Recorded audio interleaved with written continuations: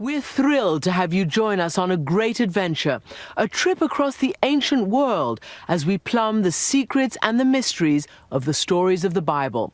Hello everyone, I'm Christiane Amanpour, and those stories from Genesis to Jesus still incredibly today have the power to comfort us and to guide us, to cause us to go to war and also to make peace. Today, Jews, Christians and Muslims revere the same tortured, often brave, always fallible heroes that stride across the pages of this book.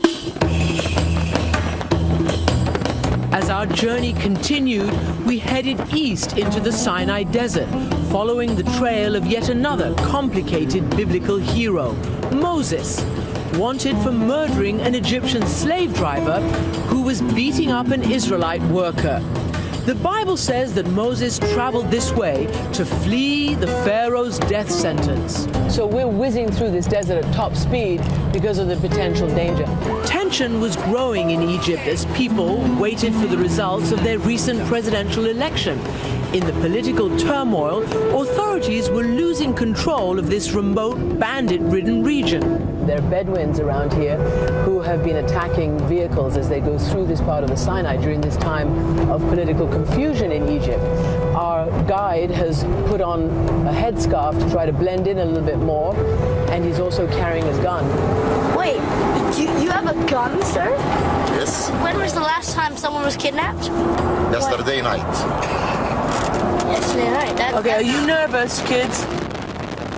Okay, so why are we stopping?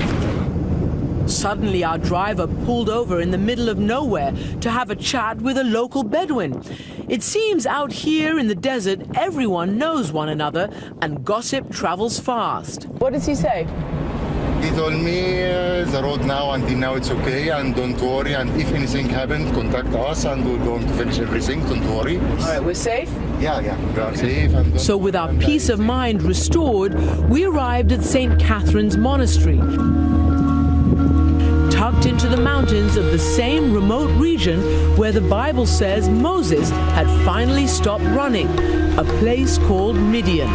When people come here, they're astonished at how harsh and stark everything is. We were welcomed by Father Justin, a Greek Orthodox priest and a Texan by birth. He is the caretaker of the monastery. You must have had so many pilgrims visiting here. What is it you think they take away? They become aware that you have to be away from the distractions and the routines of modern life to really become aware of God's presence.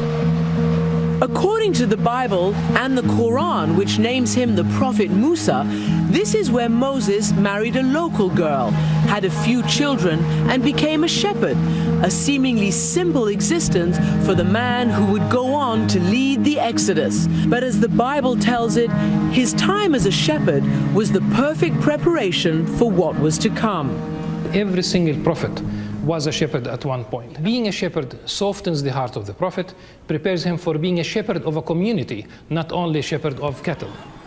Meanwhile, far away on the banks of the River Nile, the Bible says that Moses' brethren, the Israelites, were still enslaved by the Pharaoh, building his grand palaces and temples. After many years of suffering, the Bible says, they were fed up and began to groan and cry out to their God. You know, Jews have been at the forefront of almost every social justice movement of the 20th century. When you look at the civil rights marches, there were very often Jews in the front row and second row, and I think that there's a straight line from that groaning in the story of the Exodus to that, the idea that we speak up. It seems God heard their cries. The Bible says that Moses, who was living in peace and quiet, then got the surprise of his life. And everything's peachy keen until one day he notices a bush that seems to be on fire, and yet it's not consumed. And from that bush comes the voice of God. And according to tradition, that miraculous bush is still right here today. There's the burning bush. And what is the structure around it? And all that had to be enclosed when the area was engulfed with pilgrims. And people would come and, what, try to take bits away? Yes. Like a relic? That's why it's sort of pruned at where a person could reach. Father Justin tells us that St. Catherine's, one of the oldest monasteries in the world, has been protecting the bush from relic-hungry pilgrims for more than 15 centuries. Are you convinced that this is the burning bush? We believe that the first Christians who came here picked up this living tradition, that this is the place where God revealed himself in such an extraordinary way. According to the Bible, it was at that very moment that God first revealed his name, Yahweh. In Hebrew it means, I am who I am. Basically, Moses is given the mission. Go down. Shall we sing it? Go down, Moses. Go down and tell Pharaoh to let my people go. You know, Moses is very reluctant when God signals to him that he has to be the leader of the Jews. And his first response is effectively, I don't want to be, or I wouldn't be good at it. He is an unsure leader. Don't pick me, God. And how many of us, if some finger came out of the sky and said you, we would say, no, not me, not me. But it turns out there was another figure in ancient Egypt who didn't hesitate to give everything up to follow the path of who he believed was the one and only true God. Far away from the ancient royal capitals of Luxor and Karnak, archaeologists have discovered the remains of the lost city of Amarna. Quite a deserty space, but Akhenaten seems to think it was great.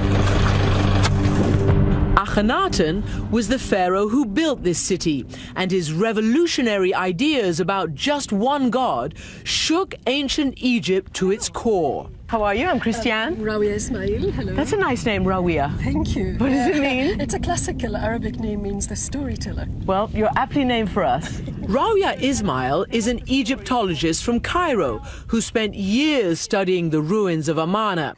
She says that when Akhenaten gave up the comfort of his palaces along the fertile Nile Delta and moved to this desolate place, it was an act of devotion to his one God. Why did he come here? What kind of an outlier was he? The idea was to find a place that has never been used by any other gods, to be virgin, as what he called it. So he chose this place. At first glance, we couldn't see much.